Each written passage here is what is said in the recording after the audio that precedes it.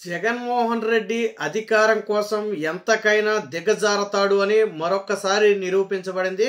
తాజాగా గత 2 రోజుల నుంచి ఏదైతే ప్రకాశం బ్యారేజీని 3 బోట్లతో ఢీకొట్టి ప్రకాశం బ్యారేజీని కూల్చే ప్రయత్నం చేశారో దాంట్లో కుట్ర కోణాన్నైతే పోలీసులు ఛేదించారు. ఎవరైతే వైసీపీ ఎమ్మెల్సీ తలశీల రఘురామ్ ఉన్నాడో ఆయన మేనల్లుడు రామ్మోహన్, అలాగే బోట్ల యజమాని ఉషాద్రి, వీళ్ళిద్దరినీ కూడా పోలీసులు అయితే అదుపులోకి తీసుకోవడం, న్యాయమూర్తి ముందు హాజరుపరిచితే ఈ నెల 20 వరకు కూడా రిమాండ్ విధించడం జరిగింది. ఇందులో కుట్ర కోణం చాలా స్పష్టంగా ఉన్నట్టుగా పోలీసులు అయితే ఆధారాలతో సహా నిరూపించే ప్రయత్నం చేస్తున్నారు. దీని మీద ఇంకా పూర్తి స్థాయి విచారణ చేయాలని చెప్పడం జరిగింది. ఇందులో నందిగామ సురేష్ ఎంపీగా, మాజీ ఎంపీగా ఉన్నటువంటి వైసీపీ ఎంపీ నందిగామ సురేష్ పాత్ర కూడా ఉన్నట్టుగా తెలుస్తుంది. ఆయన అనుచరులు కూడా ఇందులో ఇన్వాల్వ్ అయినట్టుగా అయితే పోలీసులు ప్రాథమికంగా ఒక నిర్ధారణకు అయితే రావడం జరిగింది.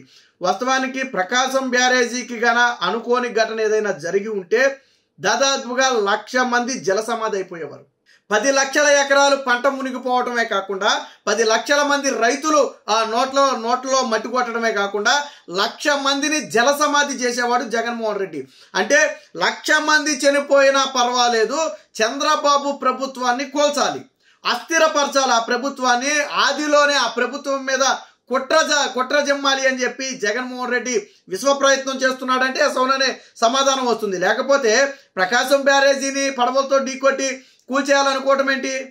అది కూలిపోతే దాదాపుగా 1,00,000 మంది చనిపోతారని తెలియదా? జగన్మోహన్ రెడ్డి కనీసం అడిగినప్పుడైనా చెప్తారు కదా, ప్రకాశం బ్యారేజీకి ఏదైనా జరిగితే 1,00,000 మంది జలసమాధి అయిపోతారండి, 1000 మంది చనిపోతారని చెప్పి జగన్మోహన్ రెడ్డికి తెలియదా?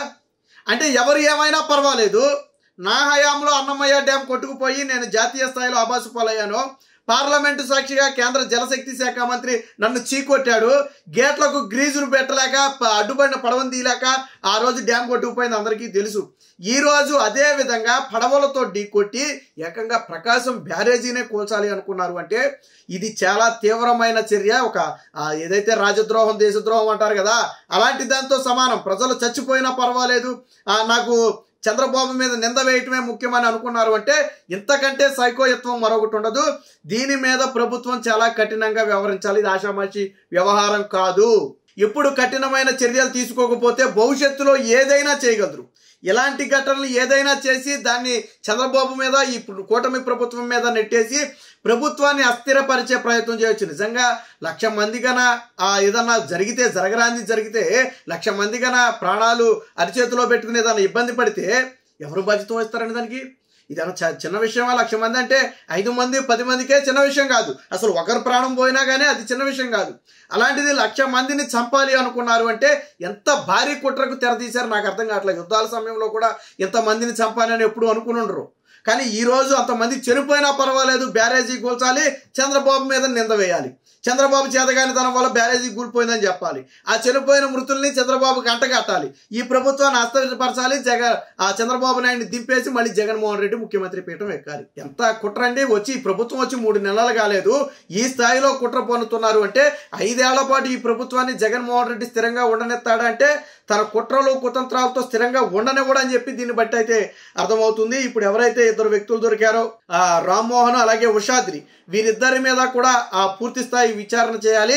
ఇప్పుడు వైసీపీ నేతలే కొంతమంది ముక్కును వేలేసుకుంటున్నారు. వాస్తవానికి మొదట్లో ఏమనుకున్నారంటే సరే ఆ బోట్లే నీళ్ళ కొట్టుకెళ్ళి ఉంటేలే ఈ టీడీపీ ఏదో రాద్ధాంతం చేస్తుంది అని అనుకున్నారు. బట్ తర్వాత ఒక్కొక్క విషయం వెలుగులోకి వస్తుంటే వైసీపీ వాళ్ళు ఆశ్చర్యపోయారు. 3 బోట్లు ఎందుకు కట్టున్నాయి, అవతల ఒడ్డున ఉండాల్సిన ఈ బోట్లు యువతల ఒడ్డుకు ఎలా వచ్చాయి, 3 బోట్లు ఒకేసారి వెళ్ళి ఎలా ఢీకొట్టాయి, మిగిలిన బోట్లన్నిటికీ లంగరేసి ఉంటే ఒక్క బోటు కూడా బయటికి వెళ్ళలేదు, కేవలం ఈ ఐరన్ రోపులతో లంగరేసినటువంటి ఈ బోట్లు ఎలా బయటికి వెళ్ళాయి, ఇలా ఒక్కొక్కటి బయటికి తెస్తుంటే అనుమానం అనేది మరింత పెరుగుతుంది. పక్కన ఉన్నటువంటి ఏ బోటు వెళ్ళలేదు. వాస్తవానికి ఈ 3 బోట్లు వెళ్ళి ఢీ కొట్టడం వల్ల ఇంకో బోటు 2 బోట్లు వెళ్ళి అంటున్నారు, చిన్న బోట్లు అవి.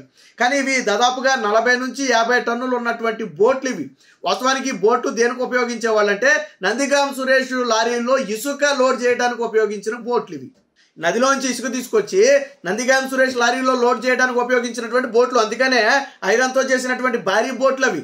అందుకనే 40 టన్నులు 50 టన్నులు ఇసుక లేకుండానే ఖాళీ బోటే 40 టన్నులు ఉంటుందంట.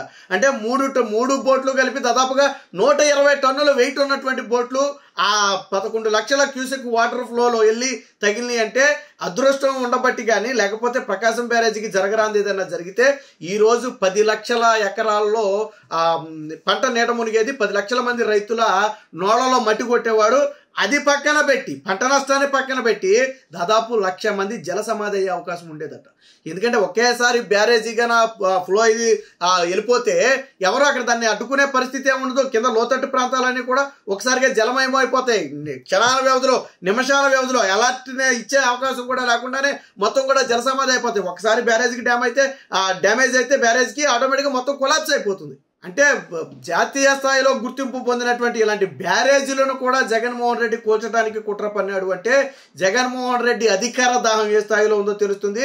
పక్క రాష్ట్రంలో తాడేపల్లి ప్యాలెస్లో కూర్చుని జగన్మోహన్ రెడ్డి ఇలాంటి విధ్వంసాలకు, కుట్రలకు పథక రచన చేస్తున్నాడు. ఎందుకు జగన్మోహన్ రెడ్డి బెంగళూరు పదే పారిపోతున్నాడు అంటే అక్కడ నుంచి ఇక్కడ కుట్రలకు తెరదీస్తున్నాడు. ఈరోజు జగన్మోహన్ రెడ్డి నైజం బయటపడిన తర్వాత ప్రజలందరూ ముక్కున వేలేసుకునే పరిస్థితి. ఇంత దారుణమైన పరిస్థితులు గతంలో ఎక్కడో లేవు. సాధారణంగా నీకు ప్రతిపక్ష హోదా ఇవ్వకపోయినా నువ్వు ప్రజల కోసం పోరాటం చేయాలా, రాజకీయాన్ని రాజకీయంగా చేయాలా. ఇంత నీచానికి దిగజారుతారా? తక్షణమే ఎమ్మెల్సీ తలసాల రఘురామ్ని, అలాగే నందిగామ సురేష్ని, వీరిద్దరిని కూడా అదుపులో తీసుకోవాలి. Already Nandigama Suresh already arrest అయినట్టున్నాడు. ఏది టీడీపీ కార్యాలయం మీద దాడి కేసులో అరెస్ట్ అయినట్టున్నాడు. సో ఈ ఉషాద్రి అనే వ్యక్తి కూడా నందిగామ సురేష్కి బాగా అనుచరుడు. రామ్మోహన్ అనే వ్యక్తి ఏమో తలశీల రఘురామ్కి మేనలుడు. సో నందిగామ సురేష్, తలశీల రఘురామ్ వీళ్ళిద్దరూ అనుకుని వీళ్ళిద్దరి ద్వారా ఈ కుట్రకు పథక రచన చేశారు. 1,00,000 మందిని జల సమాధి చేయటానికి సైతం జగన్మోహన్ రెడ్డి కుట్ర పన్నాడు. అంటే ఇది మామూలు విషయం కాదు. ఇవేమీ అనుకోకుండా వచ్చిన బోట్లు కానే కాదు. ఒకవేళ అనుకోకుండా ఏదైనా ఒక బోట్ వచ్చి ఉంటే లంగర్ దిగి ఒక బోటు మాత్రమే రావాలా. ఇక్కడ వైసీపీ అర్థం లేని ఆరోపణ ఒకటి చేస్తుంది. కనీసం ఇంగిత జ్ఞానం ఉండాలా. ఇప్పుడు కూటమి ప్రభుత్వం అధికారంలో ఉంటే కూటమి ప్రభుత్వం బోట్లు వదులుతా ఎవరో మాట్లాడుతున్నారు వాళ్ళే బోట్లు వదుకుని ఉంటారని. కూటమి ప్రభుత్వం మీద వ్యతిరేకత వస్తుందని తెలిసి ప్రాజెక్టు కూలిపోతే ఎవరికి నష్టం? ఎవరి మీద పడితే నిందా? చంద్రబాబు మీద పడితే. ఆయన ఎందుకు బోట్లు వదులుకుంటాడు? ఇంత చిన్న లాజిక్ ఎలా మిస్ అయ్యారు? పైగా వైసీపీ రంగులో ఉన్న బోట్లు వీళ్ళు ఎందుకు వదులుతారు? వైసీపీ రంగులో ఉన్నటువంటి బోట్లు వీళ్ళు ఎందుకు వదులుతారు? నీ బోటు నీ ఆధీనంలో కదా ఉండాలా. పో నీ బోట్ ఎవడైనా వదిలేసి ఉంటే నువ్వు కంప్లైంట్ ఇవ్వాలి కదా. నాకు తెలియకుండా ఎవడో నా బోట్లు లంగరు తీసేసి వదిలేశారని. 3 బోట్లు ఎందుకు కలిసాయి? పక్కన ఉండాల్సిన బోట్లు ఈ ఓటుకి ఎందుకు వచ్చాయి? ఇలాంటి అనేక ప్రశ్నలకు సమాధానం చెప్పాలా. మీరు ఏమీ లేకపోతే రఘురామును, ఉషాద్రి ఎందుకు పారిపోయారు పోలీసుల చెర నుంచి? తర్వాత వెంటాడి పట్టుకున్నారు, అరెస్ట్ చేశారు, తర్వాత ఇప్పుడు జైలుకు పంపారు అనుకోండి, అది వేరే విషయం. మరి ఏమీ లేకపోతే వీళ్ళెందుకు పారిపోవాలనుకున్నారు? ఇప్పుడు ఈ ఉచ్చు అనేది నందిగామ సురేష్కి, అలాగే ఎమ్మెల్సీ తలశీల రఘురామ్ వీళ్ళిద్దరి మేరకు కూడా చుట్టుకుంటుంది. వీళ్ళిద్దరూ కూడా ఖచ్చితంగా సూత్రధారులు, పాత్రధారులే. వీరి మీద కూడా విచారణ చేయాలి. దీని వెనుక ఎంతటి వ్యక్తి ఉన్నా, చివరికి జగన్మోహన్ రెడ్డి ఉన్నా సరే చట్ట ప్రకారం శిక్షించి కఠినమైన సందేశాన్ని కన్నా ప్రజల్లోకి పంపకపోతే జగన్మోహన్ రెడ్డి రానున్న రోజుల్లో ఇలాంటి కుట్రలకు మరిన్ని తెరదీస్తాడు. ఇలాంటి కుట్రల్లో భాగస్వామ్యం అవటానికి కూడా చాలా మంది ముందుకు వచ్చే అవకాశం ఉంది.